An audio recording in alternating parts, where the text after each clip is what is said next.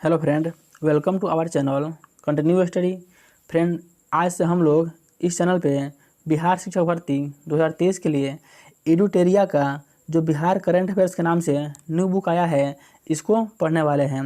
एडुटेरिया Bihar current affairs, यह इसका practice set 1 है। इस बुक में आपको टोटल 15 प्रैक्टिस सेट दिया हुआ है और एक प्रैक्टिस सेट में 50 प्रश्न MCQ टाइप्स के क्वेश्चन दिए हुए हैं। यानी आपको टोटल इस बुक में 750 MCQ क्वेश्चन मिल जाएंगे जो 15 सेट में दिया हुआ है। तो फ्रेंड, हम लोग इस टोटल 15 सेट को अपने इस चैनल पे पढ़ने वाले हैं।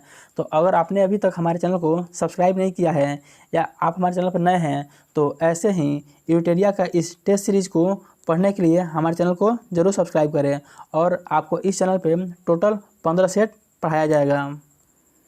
तो इसके लिए आप हमारे चैनल को ज़रूर सब्सक्राइब करें और कंटिन्यू क्लास करते रहें। तो चलिए आज हम लोग प्रैक्टिस सेट 1 देखते हैं। पहला प्रश्न कह रहा है, जुलाई 2023 में भारतीय दूरसंचार नियामक प्राधिकरण द्वारा जारी रिपोर्ट के अनुसार बिहार में 100 व्यक्तियों पर मोबाइल की उपलब्धता कितनी है। तो बिहार में 100 व्यक्तियों पर मोबाइल की उपलब्धता 55 है, यानी ऑप्शन बी इसका सही उत्तर हो जाएगा। 1 जुलाई 2023 से बिहार में प्रारंभ सुभाष चंद्र आवासीय छात्रावास के संबंध में निम्नलिखित में से कौन सा कथन गलत है। तो पहला कथन दिया हुआ है, इस आवासीय विद्यालयों में उग्रवाद प्रभावित बच्चों एवं कोविड-19 से अनाथ हुए बच्चों की पढ़ाई कराई जाएगी। बी में दिया हुआ है, 2 में पहले चरण में 7 जिलों में कुल 15 आवासीय छात्रावास स्थापित किए जाएंगे। तो पहला भी गलत है और दूसरा भी गलत है। तो इसका सही उत्तर हो जाएगा न तो 1 और न ही 2, यानी ऑप्शन डी इसका सही उत्तर हो जाएगा। अगला प्रश्न कह रहा है, देश का दूसरा सबसे बड़ा हड्डी अस्पताल कहाँ बनाया जा रहा है। तो देश का दूसरा सबसे बड़ा हड्डी अस्पताल पटना में बनाया जा रहा है, यानी ऑप्शन ए इसका सही उत्तर हो जाएगा, पटना। अत्याधुनिक सुविधाओं से लैस बिहार में अब तक का सबसे बड़ा ब्लड बैंक किस जिले में बनाया जा रहा है। तो अब तक का सबसे बड़ा ब्लड बैंक जो है वह मुजफ्फरपुर ज़िले में बनाया जा रहा है। तो ऑप्शन सी मुजफ्फरपुर इसका सही उत्तर हो जाएगा। बिहार के श्रम संसाधन विभाग द्वारा बाल श्रम मुक्ति के क्षेत्र में उत्कृष्ट कार्य करने के लिए किस जिले के धावा दल को सम्मानित किया गया। तो सीतामढ़ी के, ऑप्शन बी इसका सही उत्तर हो जाएगा। अगला प्रश्न कह रहा है, बिहार के किस जिले में राज्य के चौथे एयरपोर्ट का निर्माण कार्य किया जा रहा है। तो पूर्णिया में, ऑप्शन ए इसका सही उत्तर हो जाएगा। अगला प्रश्न है, किसी व्यक्ति द्वारा आपात स्थिति में अपने संबंधियों को संदेश देने के लिए AN कॉलेज के BCA के छात्रों द्वारा किस मोबाइल ऐप को विकसित किया गया है। तो AN कॉलेज के BCA के छात्रों द्वारा रक्षक ऐप जो है इसको विकसित किया गया है। तो ऑप्शन सी रक्षक ऐप इसका सही उत्तर हो जाएगा।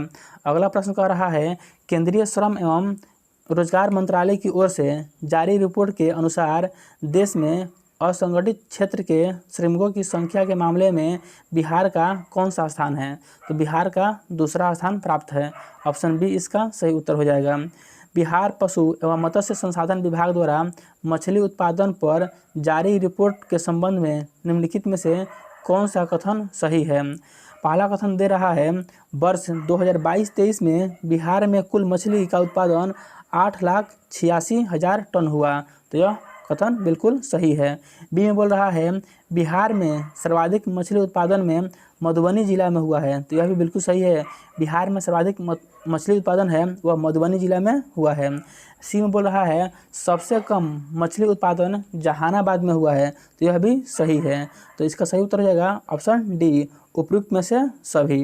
अगला प्रश्न कह रहा है, बिहार के किस व्यक्ति को अमेरिका के कैलिफोर्निया में 2023 हैंसेल लीडरशिप प्रोग्राम के लिए दुनिया के 20 युवाओं में चुना गया है। तो गौतम कुमार को, ऑप्शन ए इसका सही उत्तर हो जाएगा। हाल ही में बिहार के किस जिले के चनपटिया स्टार्टअप जोन में डाकघर निर्यात केंद्र खोला गया है। तो यह चनपटिया जो है यह पश्चिमी चंपारण में पड़ता है, यानी ऑप्शन ए इसका सही उत्तर हो जाएगा। अगला प्रश्न कह रहा है, पीएम ऊर्जा गंगा पाइपलाइन के तहत बिहार के कितने जिले लाभान्वित होंगे? तो इसके अंतर्गत बिहार के 6 जिले लाभान्वित होंगे। भारत सरकार ने स्वच्छ भारत मिशन ग्रामीण के तहत किस जिले के इस्माइलपुर प्रखंड को बिहार का पहला ODF प्लस मॉडल प्रखंड घोषित किया है? तो इसका सही उत्तर हो जाएगा ऑप्शन बी, भागलपुर।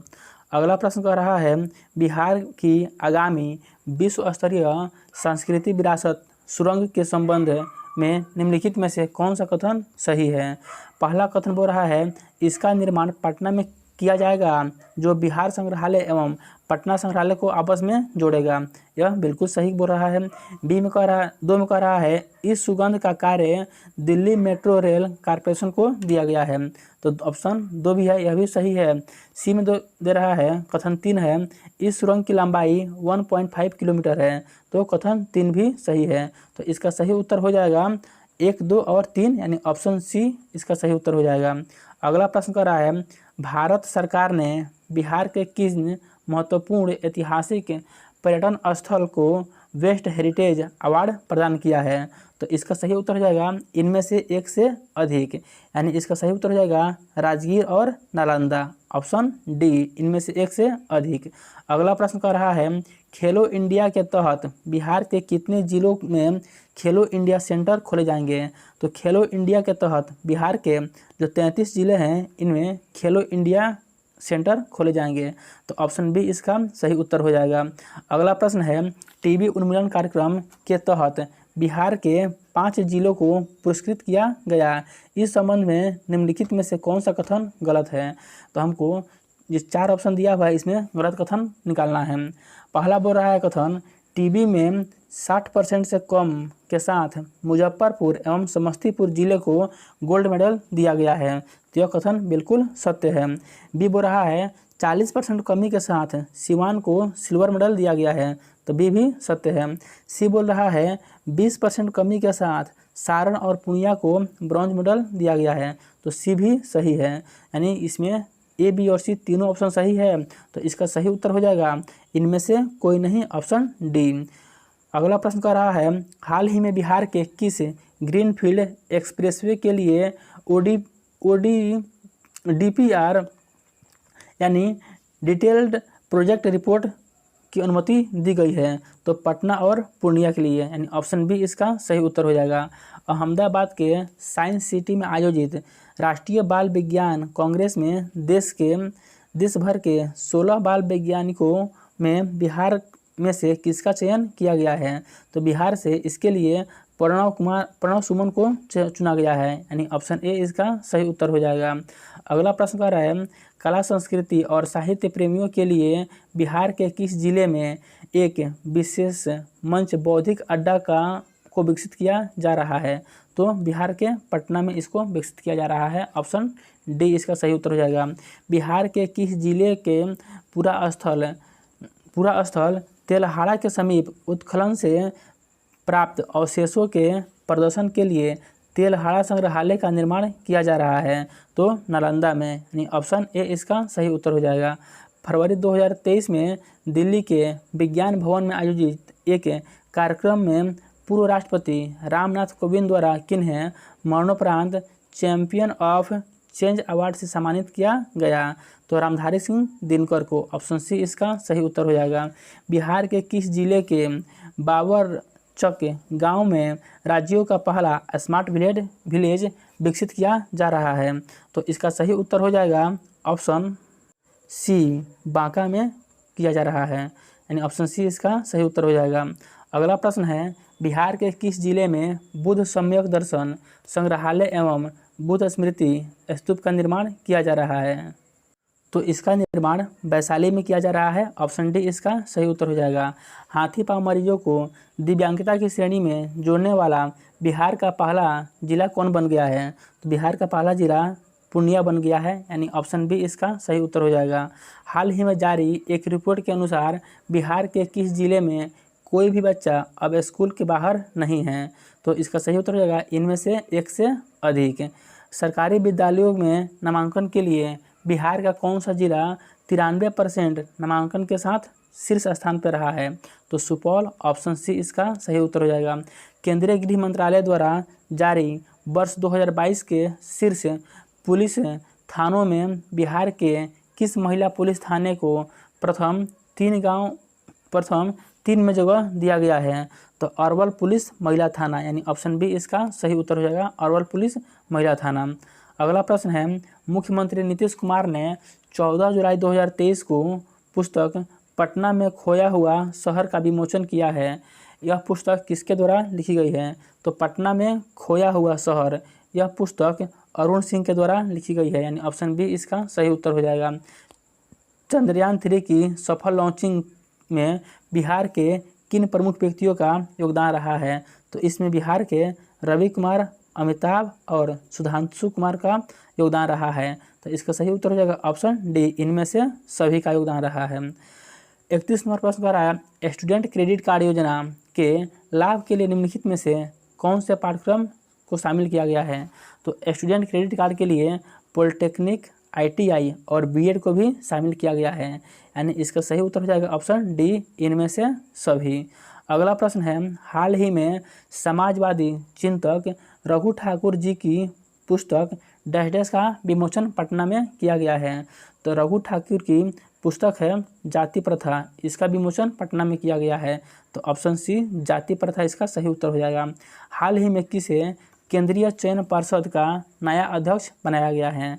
तो केंद्रीय चयन पर्षद का नया अध्यक्ष SK सिंघल को बनाया गया है, option D SK Singhal. Bihar के किस संस्था को 6G पर शोध कार्य के लिए चुना गया एवं उसे नोडल केंद्र बनाया गया है? तो NIT पटना को, सॉरी NIT नहीं होगा बल्कि IIT पटना होगा, यानी ऑप्शन ए IIT पटना इसका सही उत्तर हो जाएगा। अगला प्रश्न है, NTPC संयंत्रों से कितना मेगावाट बिजली उत्पादन के साथ बिहार बिजली के क्षेत्र में आत्मनिर्भर हो गया है?